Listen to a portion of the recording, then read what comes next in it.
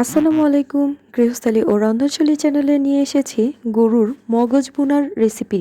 রেসিপিটি তৈরি করার জন্য আমি নিয়ে নিয়েছি গরুর একটি আস্ত মগজ। মগজের মধ্যে যে সুতার মতো সেলগুলো থাকে এটি ভালো করে টেনে পরিষ্কার করে নিতে হবে। মগজ ভুনার এই রেসিপিটি আমি আমার শাশুড়ি মায়ের হেল্প নিয়েই করছি। মগজের এই সুতার ন্যায় অংশগুলোকে টেনে নিলেই ভালো করে পরিষ্কার হয়ে যায়। তারপর এটিকে ভালো করে পানি দিয়ে পরিষ্কার করে আমি আদা রসুন ও জিরার পেস্ট, সামান্য লাল মরিচের গুঁড়ো, ধনিয়া গুঁড়ো এবং সামান্য হলুদ দিয়ে দিলাম। এবার দিয়ে দেব স্বাদমতো লবণ এবং বেশি করে পেঁয়াজ কুচি। আমি এখানে একটা মগজে প্রায় 1.5 কাপ পরিমাণ পেঁয়াজ কুচি দিয়েছি। এবার দিয়ে দিব কাঁচামরিচ, এলাচ এবং দারুচিনি। দিয়ে দিব 2-3টি তেজপাতা।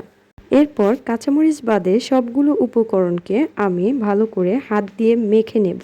চেষ্টা করবেন যতটা সম্ভব মেখে নেওয়ার, কারণ গরুর ব্রেনটা এই পেঁয়াজের সাথে সম্পূর্ণ মিলে গেলে তবেই না এর টেস্ট হবে, নইলে রান্নার পরে দলা পাকিয়ে যেতে পারে।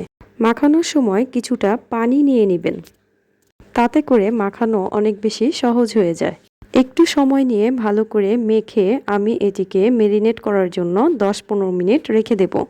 ততক্ষণে বন্ধুরা, আমার চ্যানেলে যারা অলরেডি সাবস্ক্রাইব করেছেন তাদের অসংখ্য ধন্যবাদ, এবং যারা এখনও সাবস্ক্রাইব করেননি অবশ্যই আপনার চ্যানেলটিকে সাবস্ক্রাইব করে পাশেই থাকবেন। এবার আমি একটি ননস্টিক প্যানে তেল গরম করে তাতে কিছুটা পেঁয়াজ কুচি দিয়ে দিলাম। এগুলোকে একটু বাদামি করে ভেজে নেব। পেঁয়াজগুলো বাদামি করে ভেজে নেওয়া হয়ে গেলে আমি মাখিয়ে রাখা গরুর ব্রেনটা এর মধ্যে সম্পূর্ণ দিয়ে দেব। আমি কিন্তু এখানে অল্প পানি ব্যবহার করেছি। এর পরের কাজটি অনেক বেশি সহজ, আর কোনো কিছুই দেওয়ার প্রয়োজন নেই, শুধুমাত্র নেড়ে দিবেন বারবার। ততক্ষণ পর্যন্ত নাড়তে থাকবো যতক্ষণ না পানি শুকিয়ে যাচ্ছে। আশা করি আগে যারা কখনো গরুর মগজ ভুনা করেননি তাদের জন্য এই রেসিপিটি অনেকটা সহায়ক হবে। দেখুন, রান্না অলমোস্ট কমপ্লিট হয়ে গিয়েছে, পানিও অনেকটা শুকিয়ে এসেছে।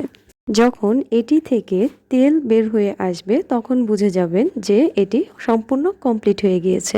ব্যাস, মগজ ভুনার রেসিপিটি আমার তৈরি করা শেষ। আমি একটি সার্ভিং পুলে এটিকে বেড়ে নিচ্ছি। গরম গরম ভাতে এই মগজ ভুনাটি অসম্ভব স্বাদের হয়।